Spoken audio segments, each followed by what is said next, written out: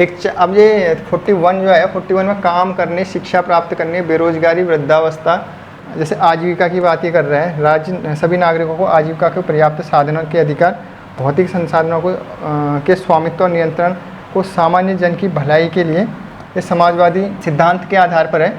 अनुच्छेद 38 है, जैसे इसमें जैसे क्या है ना, ये बहुत लंबा दिख रहा होगा आपको कोई भी अनुच्छेद। मैंने कुछ सुविधा के लिए अंडरलाइन मतलब उसको हाईलाइट किया है। जो ये नीति निर्देशक तत्व हैं, ये नीति निर्देशक तत्वों का ऐसा है कि इसमें आपको याद करने वाली दिक्कत होगी इसको, लेकिन इसमें आपको एक चीज़ ये अंडरस्टूड करनी होगी कि जैसे, हेलो दोस्तों, तो शुरू करते हैं इसके राज्य के नीति निर्देशक तत्व से। तो ऐसा है कि राज्य के नीति निर्देशक तत्व से मतलब ये है कि जैसे ये एक तरह के निर्देश हैं, जैसे साफ साफ लिखा गया है इसमें कि निर्देश हैं ये, जैसे आप देख रहे होंगे निर्देश हैं, और नीति और निर्देश दो इसमें आपको शब्द नज़र आ रहे होंगे, नीति और निर्देश। तो नीति मतलब कि पॉलिसी मेकिंग में जैसे कोई पॉलिसी बना रहा है स्टेट या कोई कानून बना रहा है, तो उसके लिए जो है इन निर्देशों का पालन करेगा। जो निर्देश आपको भी बताए जाएंगे वो निर्देश इसमें सारे उल्लिखित हैं जो नीति निर्देशक तत्व हैं। तो इसमें क्या है कि ये एक तरीके गाइडलाइन टाइप के हैं। जैसे अगर कोई चीज़, कोई भी कानून बनता है या कोई पॉलिसी बनती है, तो केंद्र या राज्य जो है वो एक तरीके से इनको देखेगा, इनको देखने के आधार पर कानून बनाएगा वो। जैसे बहुत सारे कानून ऐसे बनते हैं हमारे देश में जिनको मतलब एक तरीके के ये इस तरीके के हैं कि उनको एक अवलोकन करने के बाद जो है एक सही सही नीति या कानून बनेगा। जैसे आपने देखा होगा कि मनरेगा एक योजना थी, मतलब मैं एक उदाहरण के लिए बता रहा हूँ मनरेगा का। वैसे तो बहुत सारी योजनाएं हैं, बहुत हेल्थ से रिलेटेड हैं, शिक्षा से रिलेटेड हैं। मतलब इसका काम तो एक तो क्या है कि कल्याणकारी राज्य को बनाना है, मतलब अच्छा राज्य बनाना है। कल्याणकारी का मतलब है कि लोगों के कल्याण के लिए, मतलब कि जैसे उनको सुविधा उपलब्ध कराना, स्वास्थ्य में, शिक्षा में और रोजगार से संबंधित ये सारी चीज़ें। तो मैं ये कह रहा था कि जैसे मनरेगा है, मनरेगा एक योजना लाई गई थी। वो योजना इस तरीके से थी कि उसका जो उद्देश्य था वो रोज़गार देना था, और वो देना था जो अनस्किल्ड, मतलब जो अकुशल हैं, जो लोग जो जिनके पास कोई स्किल नहीं है। जैसे कुछ ऐसा भी तबका है ना देश में, देश के में सबके लिए सोचा जाता है। अगर जो डेमोक्रेटिक कंट्री होती है, अब मान लो कुछ ऐसे भी लोग हैं जिनके पास स्किल ही नहीं है, तो उन लोगों के लिए चाहिए जो अकुशल लोग थे। तो ये जो है नीति निर्देशक तत्व से प्रभावित थी। या इस तरह की बहुत सारी योजनाएं हैं स्वास्थ्य से संबंधित। आप अगर देखेंगे कोविड के टाइम पे वैक्सीन डिस्ट्रीब्यूशन चला था, फ्रीली चला था, तो वो पॉलिसी भी इन्हीं नीति निर्देशक तत्वों से प्रभावित थी। मतलब बहुत सारी चीज़ें ऐसी हैं। चलो हम इसकी शुरुआत करते, धीरे धीरे आप समझते जाएंगे कि क्या है एक्चुअल में। इसकी एक डेफिनेशन है जो मैंने आपको बता दिया था कि राज्य और केंद्र को नीतियाँ और कानून बनाते समय में ध्यान रखना है। नीति निर्देशक सिद्धांत उन आदर्शों को दर्शाते हैं जिन्हें भारत में केंद्र और राज्य दोनों सरकारों को नीतियाँ और कानून बनाते समय ध्यान में रखना पड़ता है।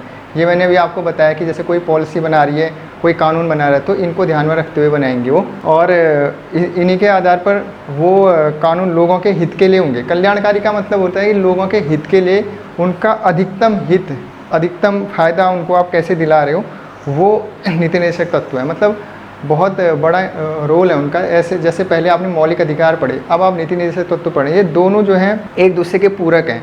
मतलब कि वो राजनीतिक उद्देश्य को पूरा करता है और ये सामाजिक और आर्थिक उद्देश्य को पूरा करता है। जैसे अभी इसमें आप देखेंगे तो जैसे ये सामाजिक, वो समझ में आएगा आपका कि क्या है, मतलब सामाजिक और आर्थिक के लिए हैं। तो ये कैसे सामाजिक के लिए और कैसे हैं आर्थिक के लिए, ये आपको समझ में आएगा।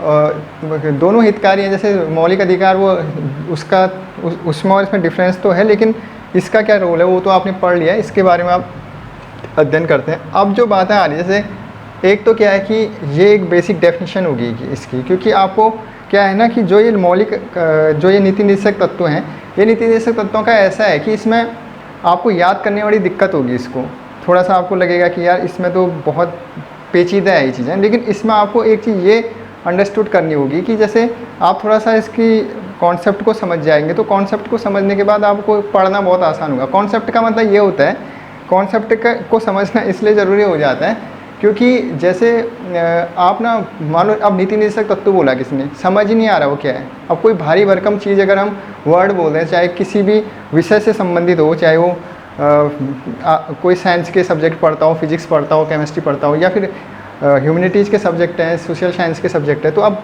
शब्द ही जब भारी भरकम लगता है तो अंदर जाने का मन ही नहीं करता उसके। पढ़ने का मन ही नहीं करता, तो पढ़ने के प्रति एक क्यूरियोसिटी आ जाती है। मतलब नीति निदेशक तत्व ही समझ में आ जाएगा, अरे यार ये चीज़ आसान है, ये वो है निर्देश है, जो एक तरीके की गाइडलाइन है जो स्टेट को दी जाती है, केंद्र को दी जाती है, उसी आधार पर कानून बनते हैं, पॉलिसी बनती है। बस उसके बाद आपको जो है समझने में, चाहे वो टफ भी होगा तो आप समझ जाओगे। तो अब फैक्ट की बात आ रही है, इसको बहुत ध्यान रखना, ये आयरिश संविधान से लिए गए हैं, मतलब कि आयरलैंड के संविधान से लिए गए हैं। ये आपको पहले ही मैंने बताया था जब आपको संविधान की विशेषताएं बताई थी, saline feature of Indian constitution का जो आपको पढ़ाया था, उसमें ये बताया था उस टाइम, एक हल्का सा इंट्रोडक्शन देने के लिए। अब इसके संवैधानिक जो प्रावधान है, मतलब कॉन्स्टिट्यूशन में कौन से प्रोविज़न है इसके लिए, किन आर्टिकल्स में ये आता है, कौन से भाग में ये आता है, उसका जिक्र है। जैसे भारत के संविधान भाग में, इसको आप रट लो, मतलब कि ये किस में है। जैसे ये है पूरा, ये याद करने वाला है, मेमोराइज करने वाला है इसमें। और दूसरा क्या है कि ये भाग 4 में आता है, ये आपको याद होना चाहिए। जैसे मौलिक अधिकार किस में आते थे, कौन से भाग में आते थे, ये आपको भाग याद होने चाहिए। जैसे 22 भाग थे पहले, फिर 25 भाग हो गए थे, तो इनका बड़ा रोल है। पूरा कॉन्स्टिट्यूशन जो है वो 25 भागों में डिवाइड कर दिया है ना, तो अब जो है आपको ये भाग याद होने चाहिए, क्योंकि कॉन्स्टिट्यूशन के बारे में हमें हर चीज़ पता होनी चाहिए, छोटी मोटी भी, छोटी छोटी चीज़ें भी। तो वो उसका एग्ज़ाम पॉइंट ऑफ व्यू से भी इम्पोर्टेंस तो है, उसका जनरल अवेयरनेस के लिए भी है, लेकिन अभी आपको एग्ज़ाम के लिए ध्यान देना है।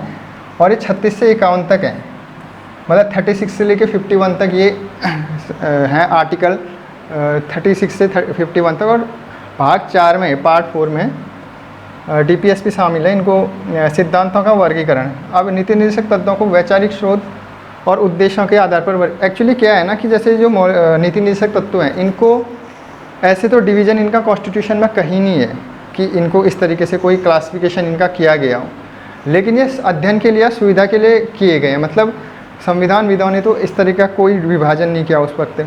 लेकिन क्या है कि जैसे कोई नीति निर्देशक तत्व है, वो किसी विचारधारा से अगर मेल खाता है तो उस विचारधारा के अंदर रख दिया। बाद में जो विद्वानों ने रखा है या फिर उन लोगों ने इसको रख दिया कि जैसे ये किस किस विचारधारा में आते हैं, ये आपको मतलब एक सुविधा के लिए कि ये है तो ये किस में आएगा, ये है कि मतलब जैसे इसमें समाजवादी है, गांधीवादी है, उदारवादी है, 3 सिद्धांत हैं इसमें, 3 सिद्धांत में इसको क्लासिफिकेशन किएगा।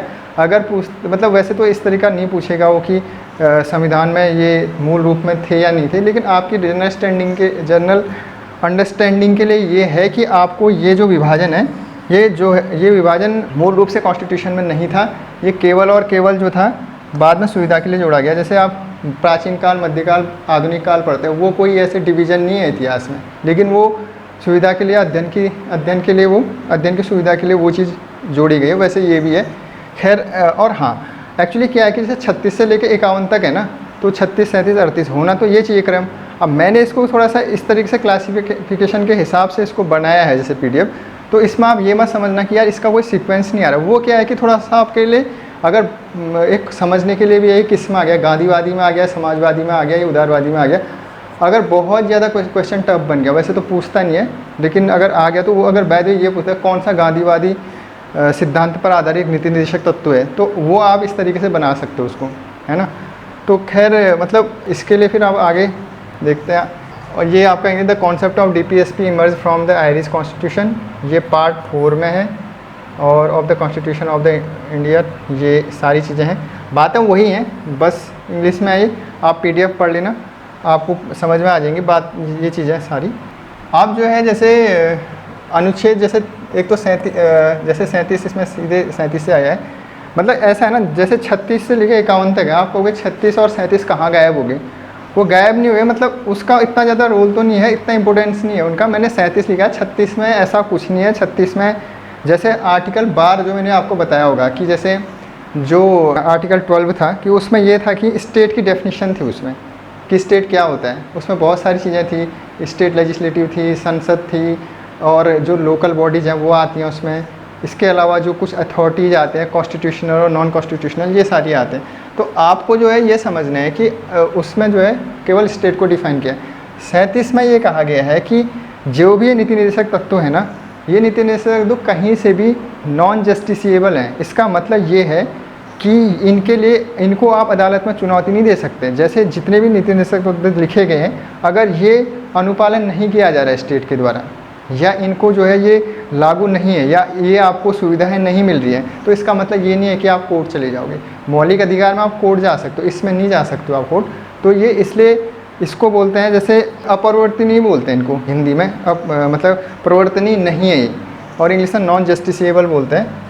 तो ये इस तरीके इसी वजह से जो है इसमें यही उल्लेख किया गया है कि ये कहीं भी जो है इनको आप अदालत में चुनौती नहीं दे सकते हैं, ये इस तरीके से जैसे कि मौलिक अधिकारों को आप दे सकते थे। तो ये बात होगी। अब आगे देखते हैं, जैसे अब आ गया, जैसे अब डिवीज़न किया था जो मैं बता रहा था आपको, ये समाजवादी सिद्धांत के आधार पर है।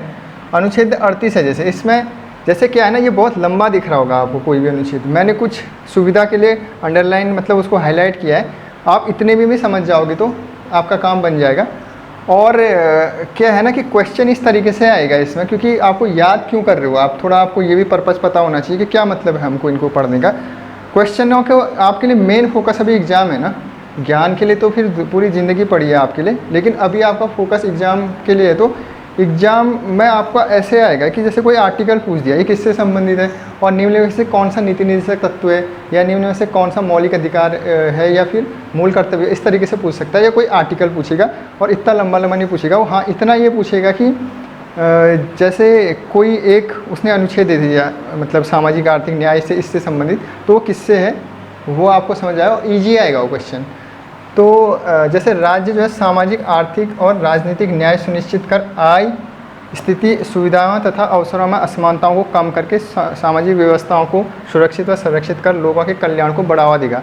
मतलब इसमें क्या है कि पॉलिटिकल, इकोनॉमिकल और सोशल जस्टिस प्रदान करेगा वो। जैसे कि सोशल जस्टिस का मतलब किसी भी आधार पर, जाति के आधार पर, लिंग के आधार पर भेदभाव नहीं होना चाहिए, उसके लिए वो सुविधाएं प्रदान करेगा। और दूसरा क्या है कि वो आप जैसे अवसरों में असमानता नहीं होनी चाहिए, किसी भी कास्ट के या किसी भी जो जेंडर का है उसके आधार पर उसके साथ भेदभाव नहीं किया जाएगा। मतलब भेदभाव न करते हुए सुविधाएं देगा।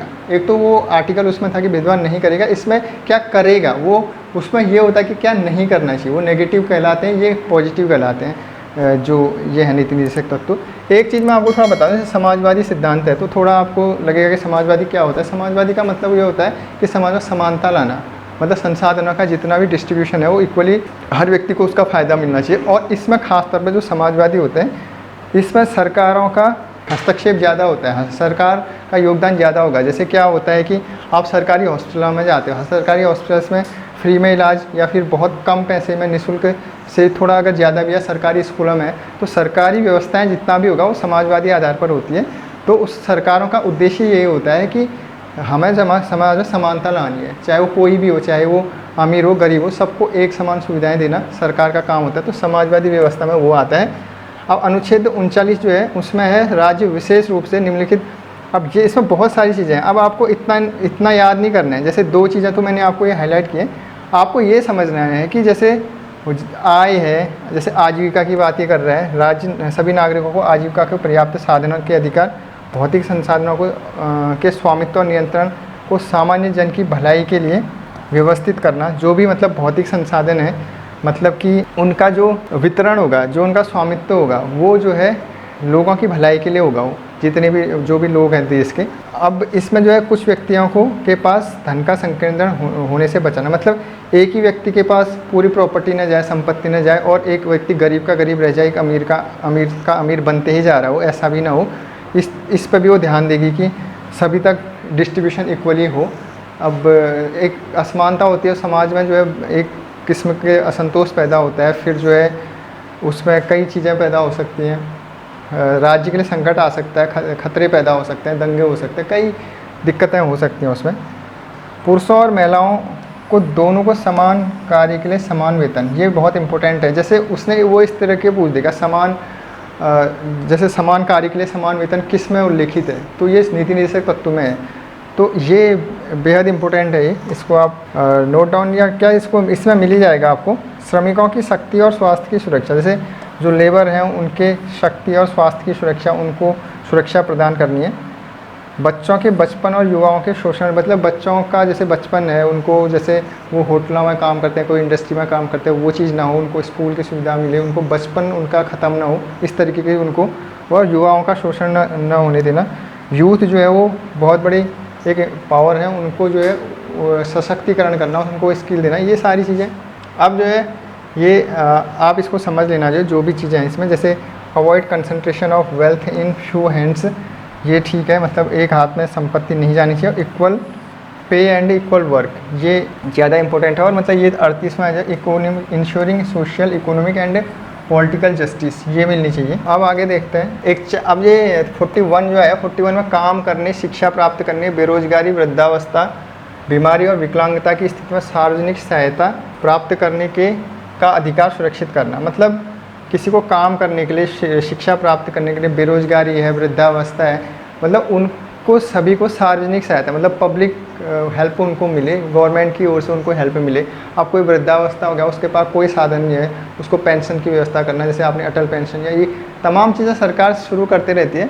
तो आपको ये समझ जाना है कि 41 में क्या उसने बोला है कि मतलब कि एक किस वजह सार्वजनिक सहायता की बात करता है सभी को।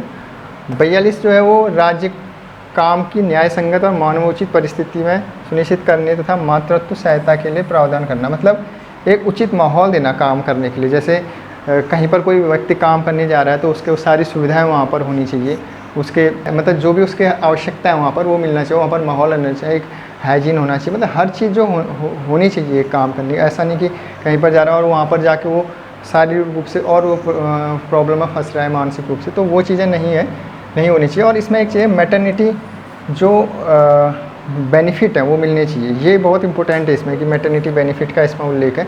तो आप मातृत्व जो लाभ के लिए सरकार ने योजनाएं चलाती हैं वो इसी से प्रभावित होकर चलाती है। तो आप ये समझ जाओ कि आर्टिकल 42 में हो जिसमें मातृत्व लाभ या मातृत्व सहायता की बात की गई है।